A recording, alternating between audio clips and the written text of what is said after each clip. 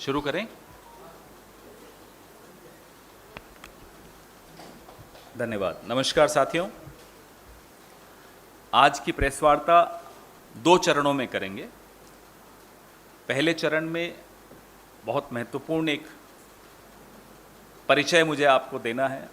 हमारे किसान एवं खेत मजदूर कांग्रेस के नवनिर्वाचित अध्यक्ष श्री सुखपाल सिंह खैरा जी का।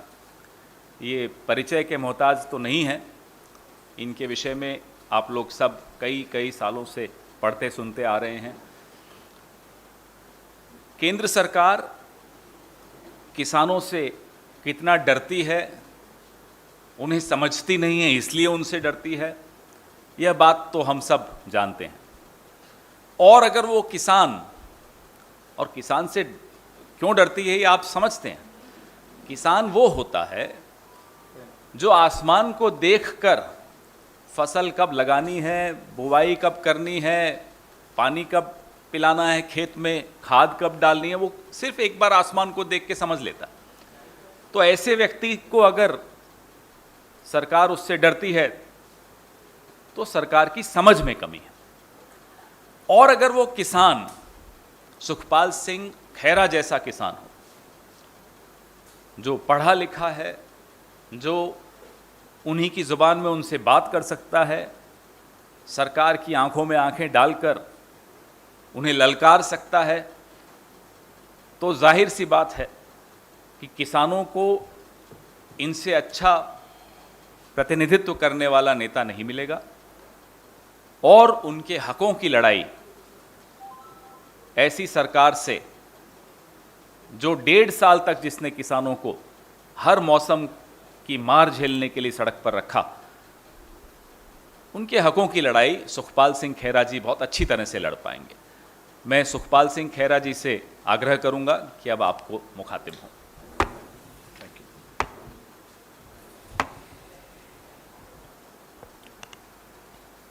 थैंक यू पवन खेरा जी, आप सबका धन्यवाद, स्वागत करते हैं हम।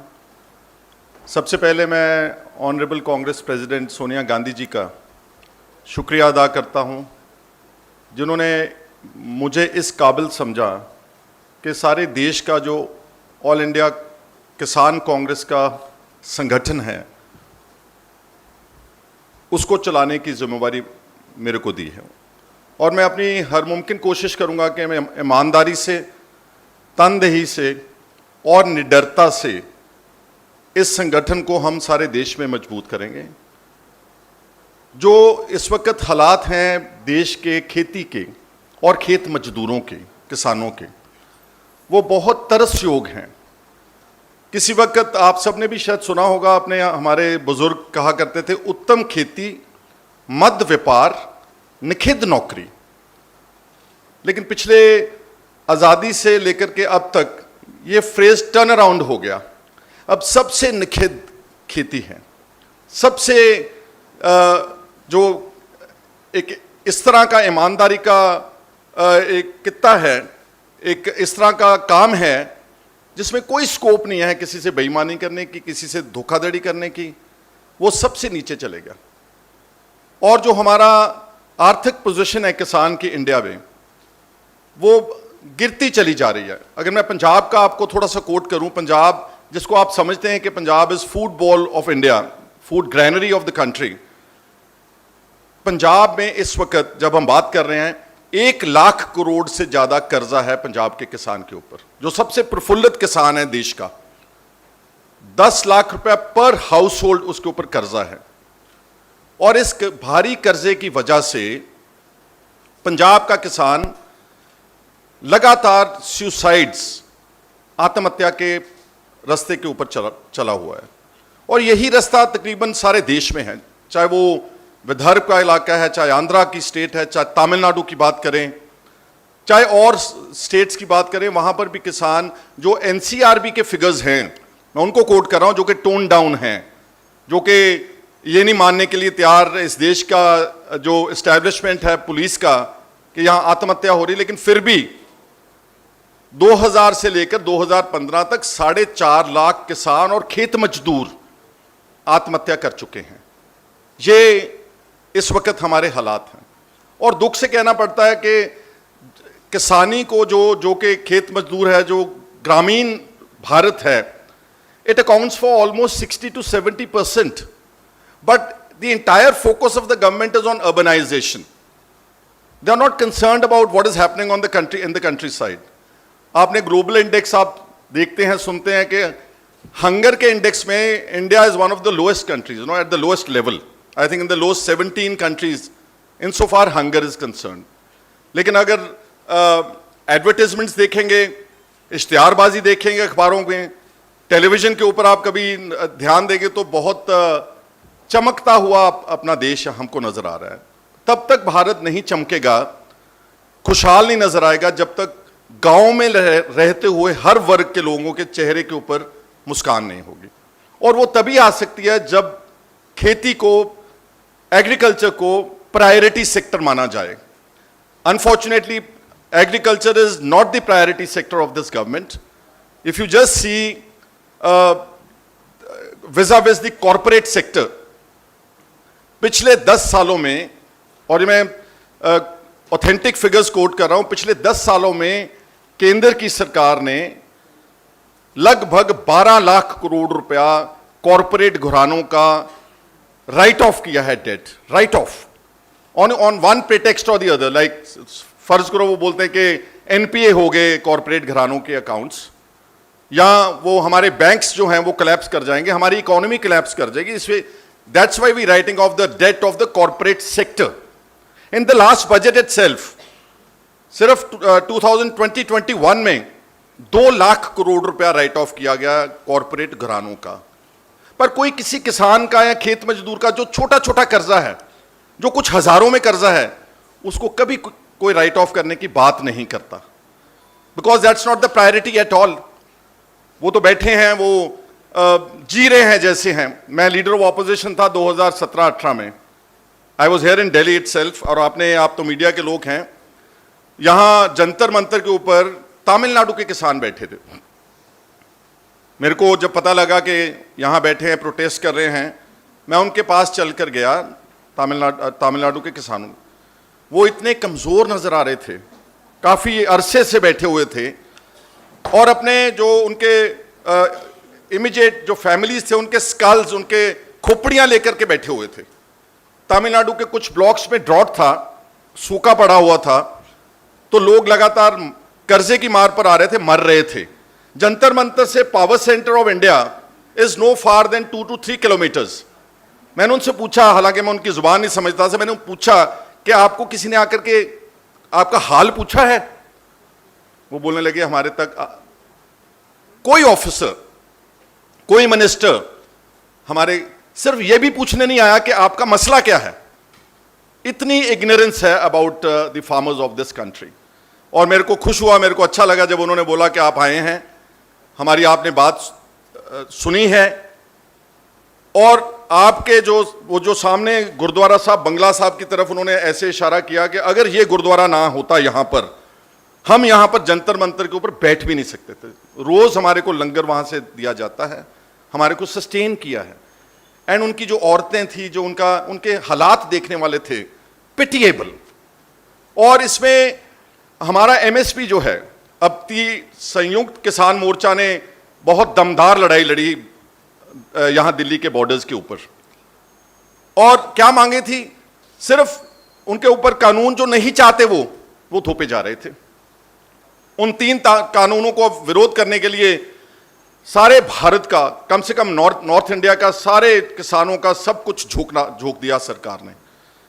और जब माने तो आज मेरा ख्याल है 1 साल हो गया होगा एजुटेशन को खत्म हुए। MSP, that committee that was to be formed to give guarantee to the MSP has not still been formed by the government. And जो केसेस उनके ऊपर दर्ज किए गए किसान लीडर्स के ऊपर, वो आज तक विड्रॉ नहीं किए गए हैं। सो हमारी कांग्रेस की, हमारी पार्टी की ये मांग है, एक तो गारंटीड एमएसपी दें आप फसलों की, तभी तरक्की हो सकेगी किसान की। आपको शायद सबको मालूम होगा कि whatever MSP that we have on wheat and paddy, that is basically only limited to Punjab and Haryana. There is a MSP, there is a guarantee, but nobody knows about that guarantee in Karnataka, in Andhra Pradesh, in Tamil Nadu, in Maharashtra, and they're not getting one. और अब जो MSP की जो committee बनी थी, हमारी ये मांग है कि ना सिर्फ पैडी और व्हीट, जो दूसरी फसलें हैं जिसको भारत का बहुत बड़ा बाउल है, यहां पर हॉर्टिकल्चर, यहां पर फ्लोरिकल्चर, यहां पर हर किस्म के सीरियल्स हम उगा सकते हैं.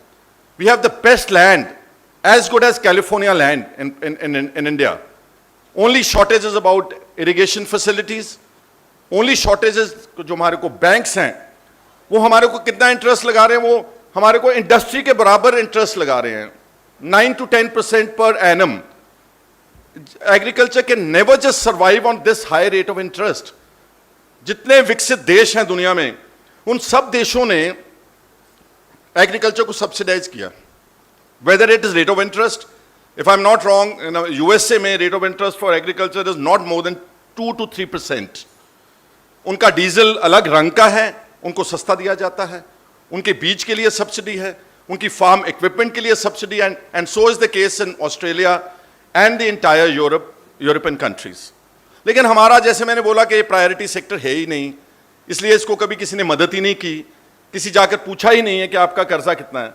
अब देखें, 12 लाख करोड़ रुपया आपने कॉरपोरेट का तो छोड़ दिया, लेकिन जिस सूबे ने, पंजाब ने, इस देश को अनाज के भंडार में सेल्फ सफिशिएंट किया, पंजाब ने, उसका कर्जा तो 1 लाख करोड़ ही है ना.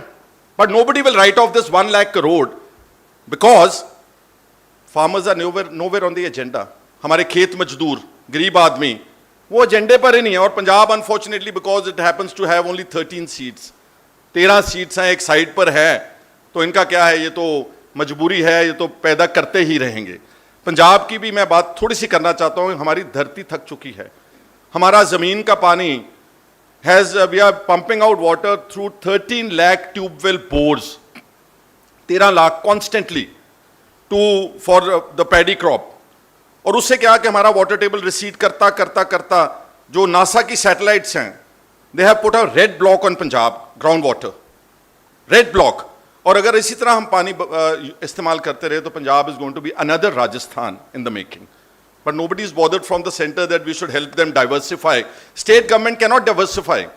जो हमारी आम आदमी पार्टी की गवर्नमेंट है, उसने बोला था कि मूंग की हम फसल खरीदेंगे एमएसपी के ऊपर. कितना बजट रखा हमारे पंजाब में? ओनली 66 करोड़. एक हम डाइवर्सिफिकेशन करना चाहते हैं, लेकिन कितना बजट है? 66 करोड़. उससे पता चला कि मूंग कितनी खरीद पाएंगे? सिर्फ 18,000 एकड़ मूंग खरीद पाएंगे. ओनली 18,000 एकड़ land in Punjab is like of 3-4 big villages. तो बाकी सारी स्टेट कैसे डाइवर्सिफाई करेगी? उसमें जब तक गवर्नमेंट ऑफ इंडिया पंजाब को मदद नहीं करेगी और ईमानदारी से जाकर के उनका हाथ नहीं पकड़ेगी, पंजाब का किसान कभी भी डाइवर्सिफाई नहीं कर सकेगा. और यही हालात बाकी के सारे देश में हैं. पंजाब अगर देश को ब्लॉक्स में इस्तेमाल बांटा जाए, you know, different states and different blocks, कि ये ब्लॉक जो है ये व्हीट पैडी साइकिल करेगा, ये ब्लॉक जो है ये शुगर केन का साइकिल करेगा, ये ब्लॉक जो शहरों के पास हैं ये सब्जियों का और सीरियल्स का पैदाइश करेंगी, ये ब्लॉक जो है हमारा ये फ्लोरिकल्चर करेगा.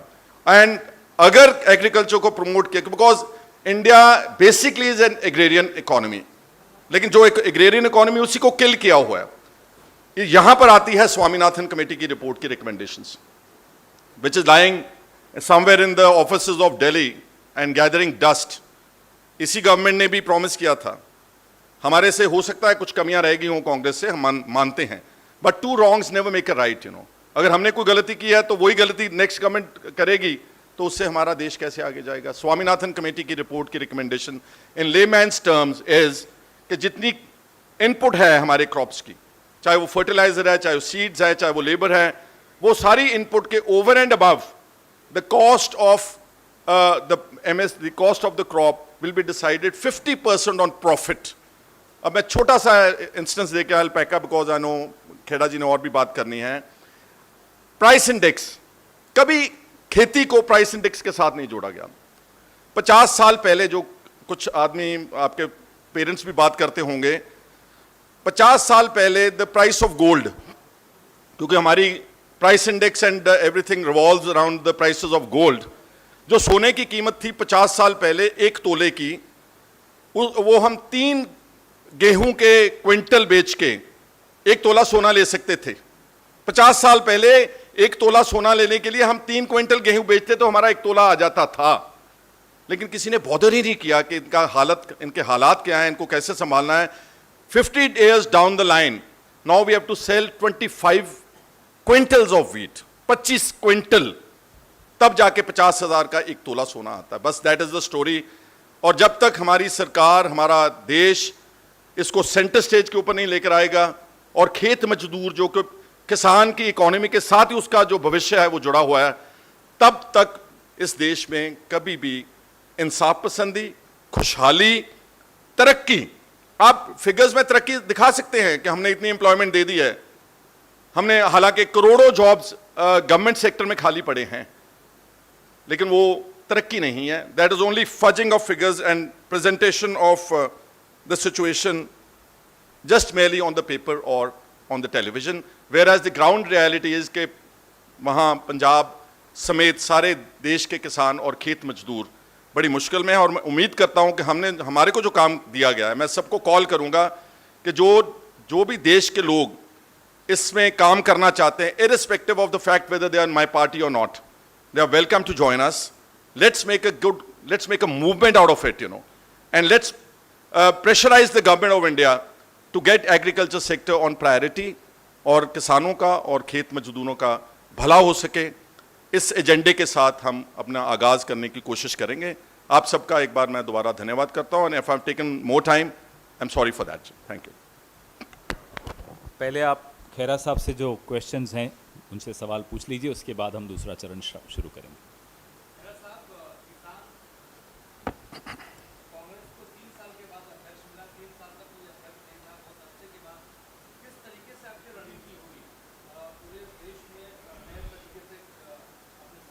मेरी कोशिश ये मेरी को हाँ,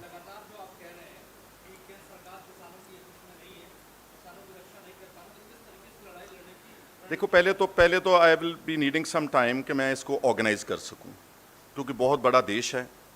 मैं एक कोने से आता हूं, लेकिन आता हूं उस स्टेट से जहां पर सबसे ज़्यादा चैलेंजेस हैं। पहले इसको ऑर्गेनाइज करेंगे, और अगर हम उसको बेहतरीन एक संगठन बना लिया तो फिर हम उसको इस्तेमाल करके we will use it as a pressure group on the government, because इस देश में बात से तो कोई मानता नहीं है। You have to agitate for it.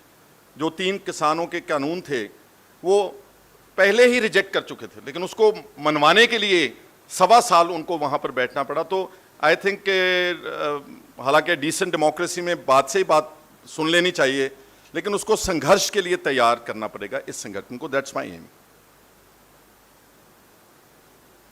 Alright, one last thing that I forgot, जो 3 फार्म लॉज जो रिजेक्ट किए लोगों ने और गवर्नमेंट ने वापस लिए, उसमें एक इलेक्ट्रिसिटी अमेंडमेंट बिल भी था। आपको शायद पता होगा कि सारी स्टेट्स के राइट्स को इंक्रोच कर रही है government of India. They are trying to destroy a federal structure very badly.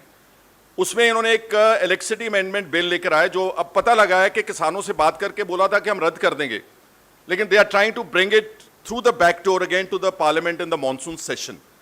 सो जो एसकेएम के साथ जो समझौता हुआ था, वो इलेक्ट्रिसिटी अमेंडमेंट बिल भी स्क्रैप होना चाहिए, क्योंकि यहाँ से दिल्ली से बैठ करके आप हमारे ऊपर, अपने स्टेट्स के ऊपर, अपने जो ऑफिसर्स हैं, जो आपके चलाने वाले लोग वहाँ पर नहीं थोप सकते। उस बिल को भी रिजेक्ट करना चाहिए, और किसान संयुक्त मोर्चे के साथ जो कमेटी फॉर्म करनी थी उसको अनाउंस, एमएसपी गारंटीड होनी चाहिए, और जो केसेस हैं उनके ऊपर किए किसानों के ऊपर या मजदूरों के ऊपर, वो सारे केस जो हैं रद्द होने चाहिए। धन्यवाद जी।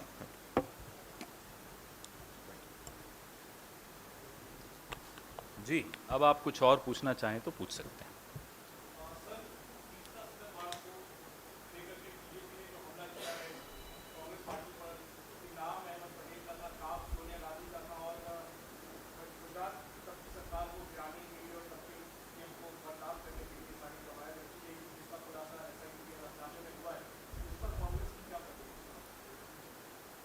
जब भी गुजरात का चुनाव आता है, भारतीय जनता पार्टी, नरेंद्र मोदी जी और उनका जो इकोसिस्टम है,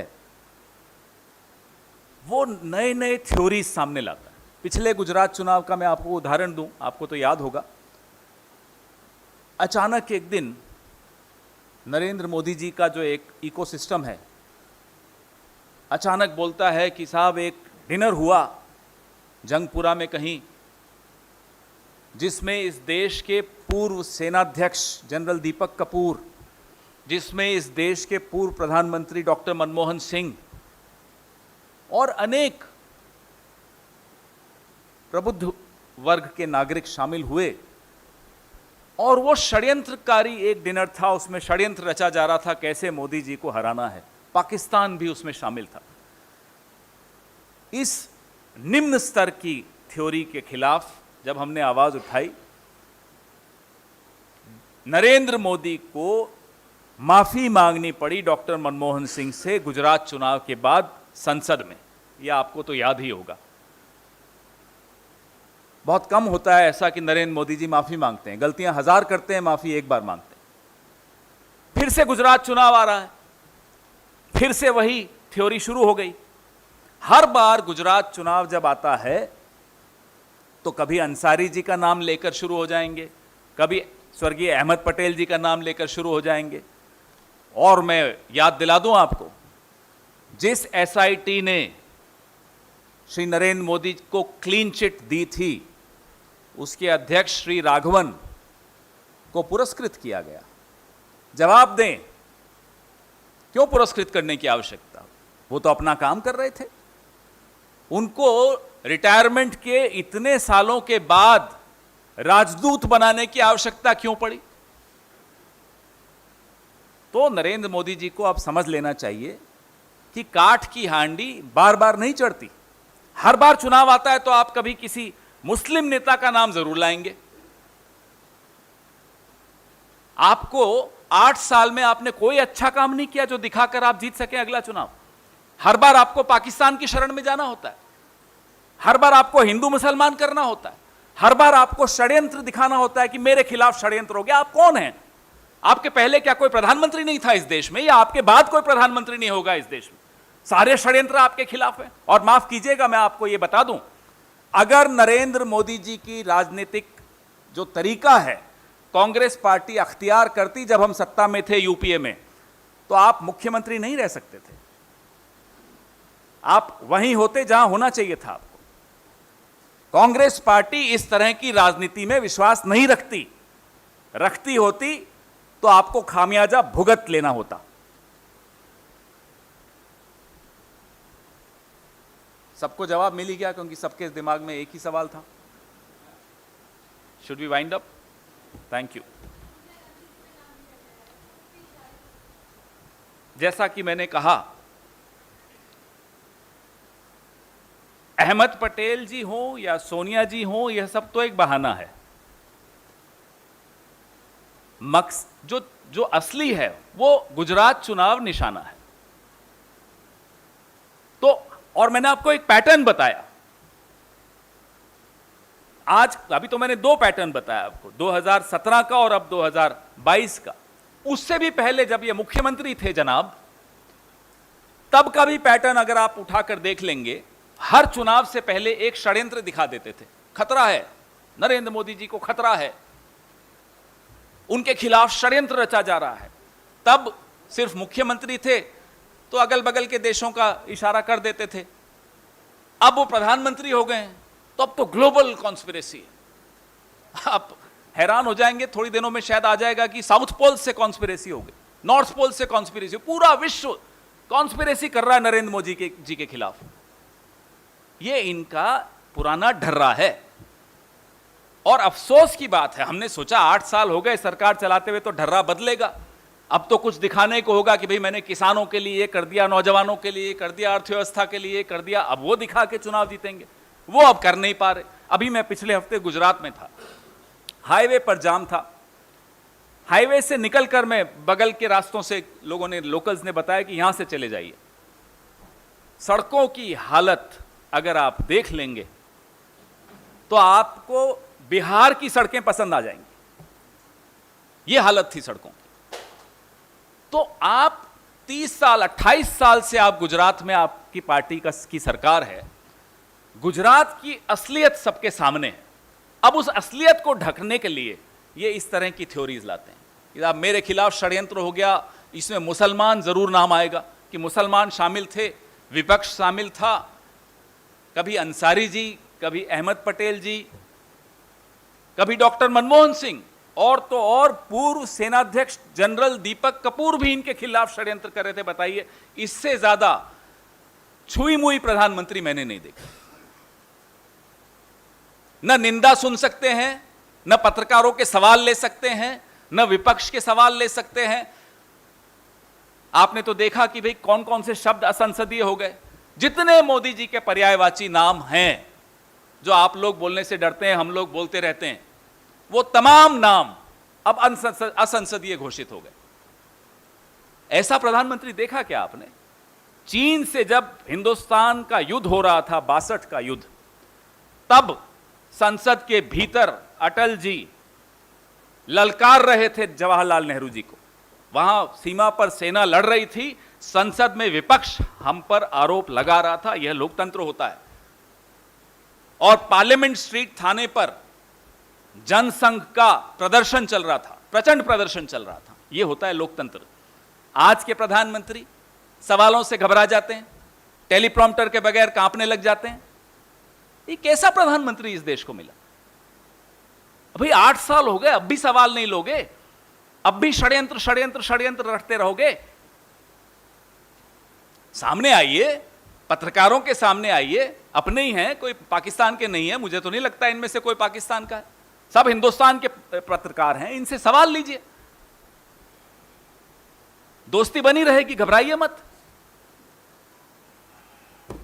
धन्यवाद।